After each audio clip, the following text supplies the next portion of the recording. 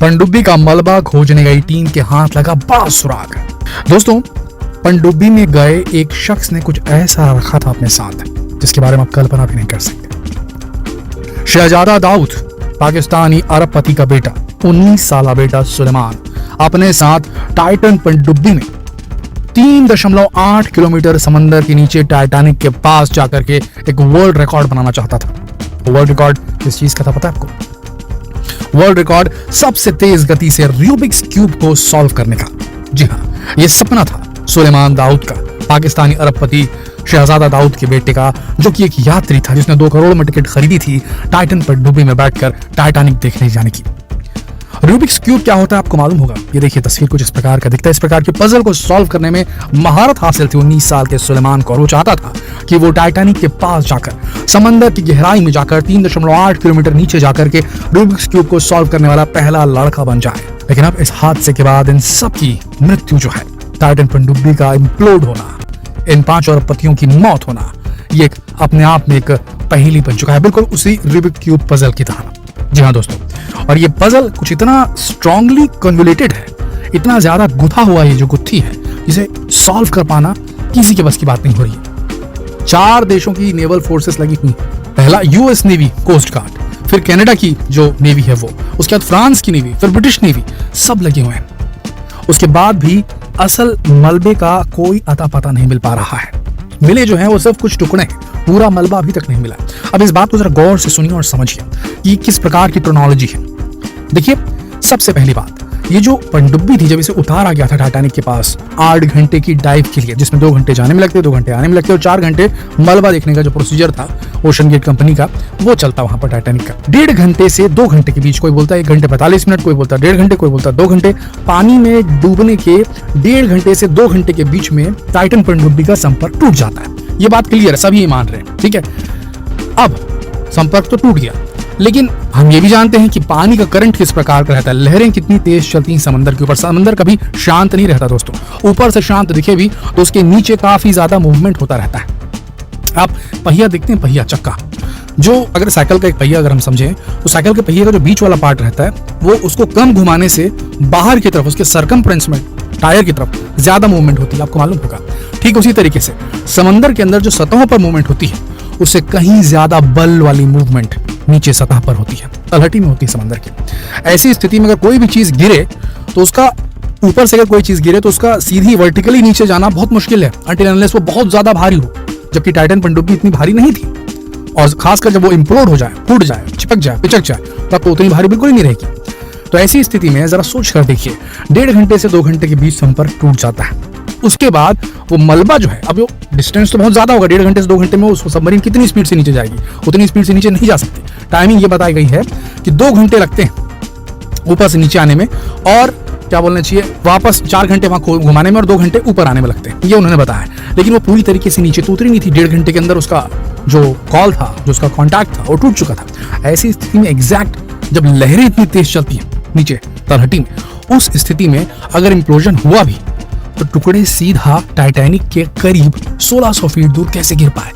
अगर वो ऊंचाई पर फूटा था, टाइटैनिक की सतह तक नहीं पहुंच पाई थी वो पनडुब्बी, और ऊपर ही हवा में, मतलब पानी की ऊंचाई में वो अगर इम्प्लोड हुई तो उसके जो टुकड़े थे वो एग्जैक्ट सेम नीचे कैसे गिरे, जबकि वो टुकड़े बहुत छोटे हैं, उनमें कोई वजन नहीं। ये बड़ी बात है दोस्तों। तो क्या हम ये सोचें कि जब संपर्क टूट गया था और पनडुब्बी के अंदर बैठे लोगों को ये मालूम था, स्टॉकटन रश को ये मालूम था, जो कि ओशन गेट के सीईओ हैं, टाइटन पनडुब्बी डिजाइन करने में जो जिनका इन्वॉल्वमेंट था, जो इस पूरी ट्रिप को मैनेज कर रहे थे, जब उन्हें मालूम था कि संपर्क टूट चुका है तो वो आगे क्यों बढ़े, ये एक बड़ा सवाल होता है।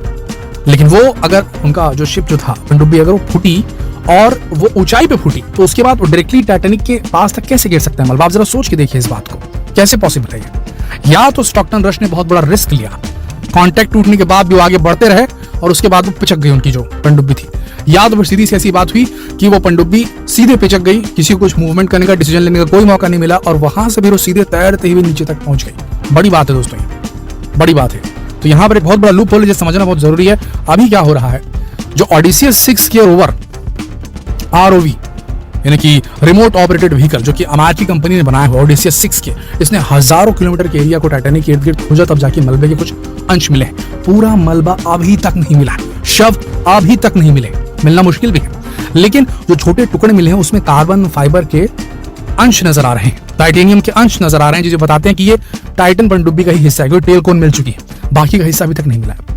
आप समझ रहे हैं क्या कहना चाह रहे हैं? बाकी का हिस्सा अभी तक नहीं मिला है। कोई नहीं जानता क्या हुआ उस पनडुब्बी के साथ, अंदर बैठे लोगों के शव के साथ, कहां गई पनडुब्बी, कहां फूटी, किस वजह से फूटी, उसका पता लगाना बेहद मुश्किल हो चला है। बिल्कुल रूबिक्स क्यूब की तरह ये गुत्थी उलझ चुकी है। एकमात्र रास्ता है, एक तो सघन ऑपरेशन लगातार चलता है, जो कि बहुत एक्सपेंसिव होता है, अंडर वाटर किसी चीज को सर्च करना, वो चल ही रहा है, काफी पैसा उसमें जाएगा। उसके बाद दूसरी चीज ये, जो टुकड़े मिले हैं उनकी माइक्रोस्कोपिक जांच होनी चाहिए, जो कि हो रही है। और वो छोटे टुकड़े जो मिले हैं उससे जो रेशे होते हैं, जैसे कपड़ों के रेशे होते हैं ना, फाइबर्स, धागे जो हमारे कपड़ों के रहते हैं, उसी प्रकार से कार्बन फाइबर जो स्ट्रॉन्गेस्ट एलिमेंट बताया जाता है आजकल, बहुत स्ट्रॉन्ग चीज है, मैन मेड ये जो है कंपाउंड है, कार्बन फाइबर का इस्तेमाल करके इसे बनाया गया था। नॉर्मल मेटल का, स्टील का इस्तेमाल करके नहीं बनाया गया था, एक्सपेरिमेंटल वेसल थी। यही गलती हो गई थी कहा जा रहा है ओशन गेट कंपनी के द्वारा टाइटन को बनाने में, क्योंकि मटेरियल गलत उन्होंने इस्तेमाल किया था। तो कार्बन फाइबर और वो टाइटेनियम से बना वो जो मेश है, छोटा टुकड़ा, वो मिल चुका है। अब उसके फाइबर्स के डायरेक्शन को देखकर ये पता लगाया जा सकता है कि क्या कार्बन फाइबर के डायरेक्शन में कोई डिफेक्ट है। अगर डिफेक्ट होता तभी वो उसमें डायरेक्शन में आपको फर्क महसूस होगा, जो टुकड़ों में चेक किया जाएगा था, और उससे पता चल जाएगा यहाँ से फटा था, यानी कि जो पनडुब्बी थी वो यहाँ से पिच की थी, और उससे फिर डिड्यूस किया जा सकता है यहाँ गलती किसकी थी। अगर टेस्टिंग कम करके, टेस्टिंग सही तरीके से ना करते हुए टिकट बेच करके जो पनडुब्बी है उसमें यात्रियों को बुला लिया गया, तो ये बहुत बड़ी गलती है, और इसके ऊपर केस होगा ओशन गेट कंपनी के ऊपर में। तो उन्होंने लापरवाही बरती, उन्होंने एक्सपेरिमेंटल व्हीकल में लोगों को टिकट बेचकर कैसे यात्रा करा दी, इस पर एक्शन होगा, कोई ना कोई गुनाहगार तो तय किया जाएगा। और इसीलिए ये जो ये पूरा इन्वेस्टिगेशन है जो 4 देश मिलकर कर रहे हैं, वो जो है कंटिन्यू किया जा रहा है, ताकि आगे जाके ऐसी कोई गलती ना करे कोई कंपनी, इस तरीके से लोगों को अट्रैक्ट करके वो लोग को ऐसे जान में उनकी जो है जोखिम में न डाले। इसलिए लगातार ये किया जा रहा है इन्वेस्टिगेशन। सबसे बड़ी बात ये दोस्तों, इन्होंने न सिर्फ मटेरियल में चेंज किया था, बल्कि पूरा डिजाइन ही इनका अलग था।